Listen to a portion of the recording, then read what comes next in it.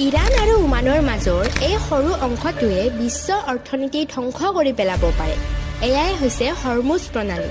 এই সামুদ্ৰিক পথটোৱে বছৰি বিশ্বৰ 25% তেল, 20% তৰলীকৃত প্ৰাকৃতিক গেছ, 1/3 সাৰ পাৰ হৈ যায়। অৰ্থাৎ ইৰাণ, ইৰাক, ছৌদি আৰৱ, কুৱেত, কাটাৰ আদি দেশৰ পৰা দৈনিক ৰপ্তানি হয় 20 মিলিয়ন বেৰেল তেল।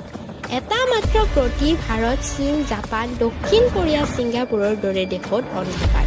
বাঢ়ি যাব পেট্ৰল, ডিজেলৰ মূল্য। আনকি গাল্ফ সহযোগী দেশসমূহৰ 70%তকৈও অধিক খাদ্য আহে হৰমুজ প্ৰণালীৰ জৰিয়তে। হৰমুজ প্ৰণালী অবিহনে এই দেশসমূহৰ খাদ্য সুৰক্ষা শূন্য।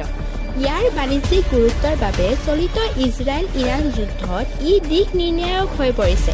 ইৰাণৰ বাবে বিশ্ব অৰ্থনীতি নিয়ন্ত্ৰণৰ অমোঘ অস্ত্ৰ। সমগ্ৰ পৃথিৱী নিৰ্ভৰশীল এই জলপথত।